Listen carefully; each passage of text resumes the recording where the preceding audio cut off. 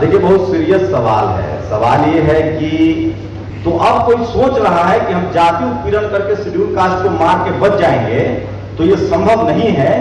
और दूसरा, अब कोई धार्मिक उत्पीड़न करके किसी का बच जाएगा तो वो भी संभव नहीं। तो मैं ये बात सिर्फ ज्यादातर ओबीसी के लोगों के लिए कहना चाह रहा हूं और किसान जातियों के लिए, जिनके बच्चे आज सड़कों पर डंडे खा रहे हैं और जिनको टेलीविजन चैनल में बैठा जातिवादी, मनुवादी, ब्राह्मणवादी पत्रकार, मैं इसलिए कह रहा हूं क्योंकि ये लोग ऐसे ही हैं और ये लोग आज उनको उपद्रवी कह रहे हैं।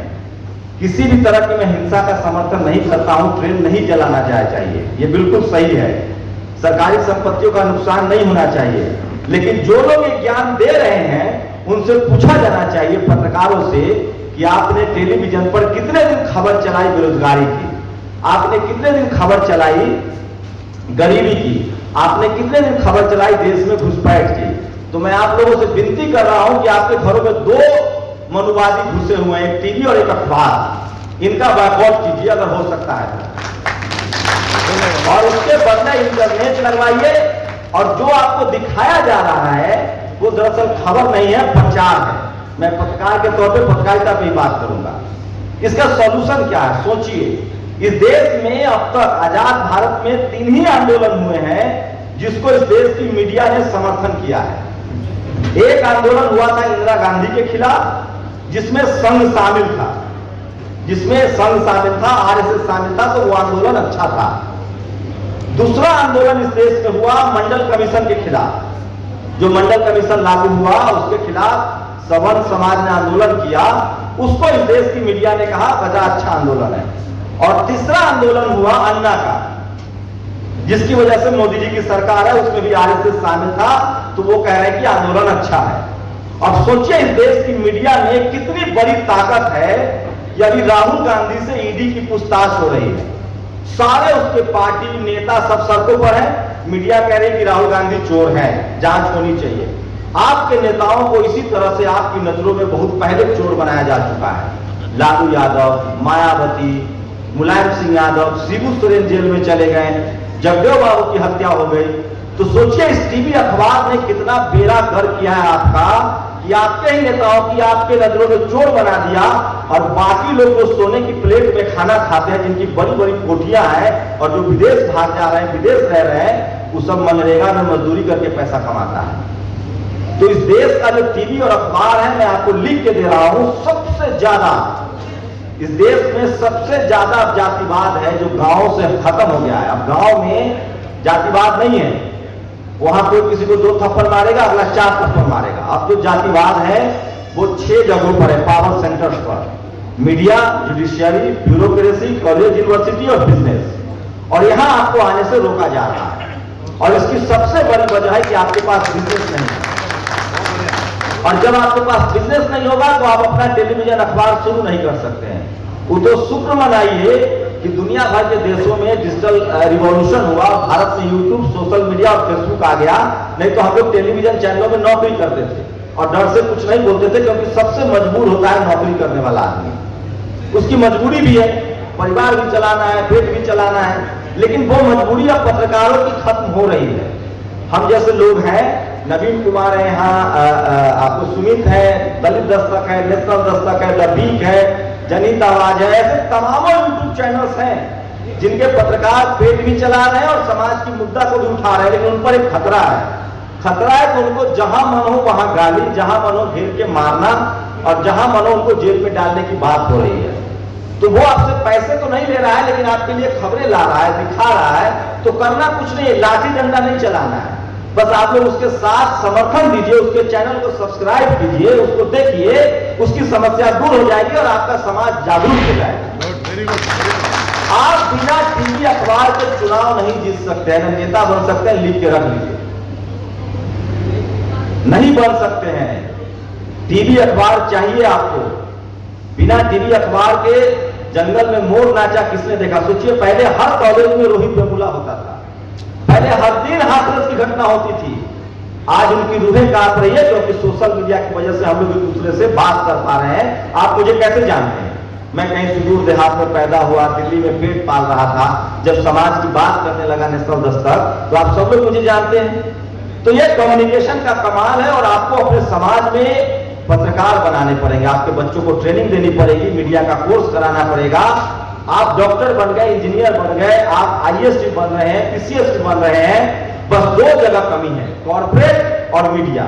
और इस पर आप लोग को बात करनी होगी और सुख मनाइए कि अब टीवी की भी जरूरत नहीं है, मोबाइल सबके हाथ में है, हम सब मोबाइल देख रहे हैं, उस पर बोलिए। और मैंने एक दिन एक बात कही थी तो बहुत विवाद हो गया था, मीना गोटवाल का वो प्रोग्राम था, मैंने कहा था कि देश के बहुजन समाज के जितने पढ़े लिखे लोग हैं, अगर वो सब जैसे लक्ष्मण यादव अपना यूट्यूब चैनल चलाते हैं, रतनलाल सर है वो अम्बेडकर नामा चलाते हैं, उसके अपने खतरे हैं, लेकिन जिस दिन इस देश का बहुजन समाज पढ़ा लिखा आप लोग 10-10, अब सोचिए 10 लाख लोग 5-5 मिनट का वीडियो डाल दे या लिखना शुरू कर दे कि आरक्षण बचाओ, तो सरकार की चूल्हे हिल जाएगी, क्योंकि हमारी संख्या बहुत ज्यादा है। आप अभी बता रहे थे सर कि इस देश में एक भी अब SC ST OBC माइनॉरिटी का नेता, पॉलिटिकल पार्टी जिसकी लीडरशिप उसके हाथ में है, सपा हो, बसपा हो, आरजेडी हो, जेएमएम हो, ऐसे लोग जेएमएम गठबंधन से सरकार में है, सपा भी बाहर है, बसपा भी बाहर है, आरजेडी भी खेल से बाहर है। इसकी वजह आप जानते हैं क्यों है? राजेंद्र प्रसाद सिंह कहते हैं इस देश में कांग्रेस और बीजेपी बड़ी पार्टी नहीं है, वो पैसे वालों की पार्टी है। बड़ी पार्टियां वो है जिनके पास जन समर्थन है लेकिन उनकी सरकार नहीं है, क्योंकि उनके पास मीडिया नहीं है। और एक उनके साथ प्रॉब्लम भी है कि हमारे जो पॉलिटिकल लीडरशिप है, पहला जनरेशन वो तो ठीक था, सेकेंड जनरेशन में सेक्रीफाइस नहीं है। तो हमें उदित राज जी जैसे लोगों को बियॉन्ड द पार्टी लाइन, इनकी पार्टी क्या हो उससे मतलब नहीं है, जो समाज के लिए लड़ भी रहा है उसके साथ भी हमें खड़ा होना पड़ेगा। ये बात आपको समझनी पड़ेगी और आपको देखना पड़ेगा कि बीजेपी सबसे डेमोक्रेटिक पार्टी है, उसमें जो जितना ज्यादा आरक्षण के खिलाफ बोले, जो जितना जातीय दंगा भड़काए, जो जितना सांप्रदायिक दंगा भड़काए, उसको बड़ा बड़ा पद मिलता है। आप भी अपने समाज में जो जितना सोशल जस्टिस की बात करें, जो जितना कॉन्स्टिट्यूशन के लिए लड़े, जो पत्रकार, जो प्रोफेसर, जो आदमी आपके समाज के लिए लड़ रहा है, भिड़ रहा है, बोल रहा है, कुछ मत कीजिए, बस उसके साथ खड़े हो जाइए। अभी प्रोफेसर रतनलाल की गिरफ्तारी हो गई, सोचिए नुपुर शर्मा ने दुनिया में सबसे ज्यादा इस्लाम मानने वाले लोग हैं, उसको गाली दे दिया, उसकी गिरफ्तारी आज तक नहीं हुई है। प्रोफेसर रतनलाल की गिरफ्तारी हो गई, लेकिन इस देश के समाज ने जूता दिखाया, उनको जमानत देनी पड़ी। तो आपको मीडिया से जुड़ना पड़ेगा, सोशल मीडिया से जुड़ना पड़ेगा। हम लोग की दाल रोटी तो चल ही रही है, लेकिन वो आपके लिए भी जरूरी है। आपको कैसे पता चलेगा कि आपका हक अधिकार कहां है? तो सोशल मीडिया का दौर है, आप लोग ट्विटर, फेसबुक, यूट्यूब से जुड़िए, सब पढ़े लिखे लोग हैं। अब मैं ओबीसी हूं और इस नाते मैं अपने आप को दोषी पाता हूं कि इस देश में फूले, जगदेव बाबू, रामस्वरूप वर्मा, पेरियार ललन सिंह यादव, साहू जी महाराज, शिवाजी महाराज, इनके जो वंशज हैं, जो जाट हैं, जो गुर्जर है, जो पटेल है, जो मराठा है, सोचिए इन लोगों को भी मारा गया है। रिजर्वेशन जब ये लोग मांग रहे थे अलग अलग, तो इन लोगों को भी मारा गया है। मीडिया ने बारी बारी से देश में सबको दंगाई कहा है। सिखों का नरसंहार हुआ, उस समय कौन लोग थे? जाटों को मारा गया, उस समय कौन लोग थे? उस समय कहा गया कि जाट देशद्रोही है। पटेलों को मारा गया, उस समय कौन लोग थे? पटेलों को देशद्रोही कहा गया, गुर्जरों को देशद्रोही कहा गया, शेड्यूल कास्ट उपद्रवी है, आदिवासी नक्सलवादी है। तो ये जो टीवी अखबार में बैठे हुए लोग हैं, ये देश को बना रहे हैं, बिगाड़ रहे। और आज जो देश की सबसे बुरी हालत है, उसके लिए जिम्मेदार इस देश का टीवी और अखबार और जातिवादी मनुवादी पत्रकार है। एक भी SC ST OBC माइनॉरिटी का इस देश में संपादक नहीं है। हम सब पत्रकारों में 2 ही पत्रकार सीनियर थे जो इनको मैं टीवी में जानता था। एक दो और OBC के हैं, लेकिन वो नाम अभी तक छुपाए हुए, वो मुद्दे पर बात नहीं करते थे, दिलीप मंडल और नवीन कुमार, और दोनों आज टीवी अखबार से बाहर हैं। सोशल मीडिया पर है, अच्छी बात है, कोई ऐसा नहीं कि मैं खराब कह रहा हूं, अच्छी बात है। लेकिन सोचिए कि जो लोग आपको चपरासी नहीं बनने देना चाहते हैं, वो आपको चीफ मिनिस्टर बनने देगा? उसका चपरासी हो या चीफ जस्टिस हो, एक झूठ है। ये जो जातिवादी मनुवादी लोग हैं, इनसे लड़ने का एक ही तरीका है, संविधान, आपकी भाईचारा, एकजुटता, और उसके लिए आपको सोशल मीडिया का हथियार बनाना पड़ेगा, यूट्यूब फेसबुक को अपनाना पड़ेगा, अपनी बात कहनी पड़ेगी और अपने लोगों के साथ खड़ा होना पड़ेगा। बाकी आप सब लोग समझदार हैं। बात रही OBC की और किसान जातियों की, तो जो स्थिति हो गई है इस देश में, आज 90% जो सड़कों पर लोग, अभी बच्चे जो धरना प्रदर्शन कर रहे हैं, वो सब OBC के हैं और किसान जातियों के हैं। जाट है, गुर्जर है, पटेल है, मराठा है, कुर्मी, कोई अहीर है, ये सब ओबीसी कम्युनिटी के शेड्यूल कास्ट के हैं। सरकारी नौकरी पर आज एक मिनट और होगा, सरकारी नौकरियां खत्म होंगी तो बहुजन समाज कमजोर होगा। इस देश में संविधान खत्म होगा तो बहुजन समाज कमजोर होगा, और इस देश में डेमोक्रेसी खत्म होगी तो बहुजन समाज कमजोर होगा। इसलिए हमें बाबा साहब के संविधान को भी बचाना है और इस देश के डेमोक्रेसी को भी बचाना है, और जो इस लड़ाई में आगे बढ़ रहा है उसके साथ खड़ा होना होगा, पार्टी जाति छोड़ के। आप कल्पना कीजिए, आपकी हार की सबसे बड़ी वजह क्या है?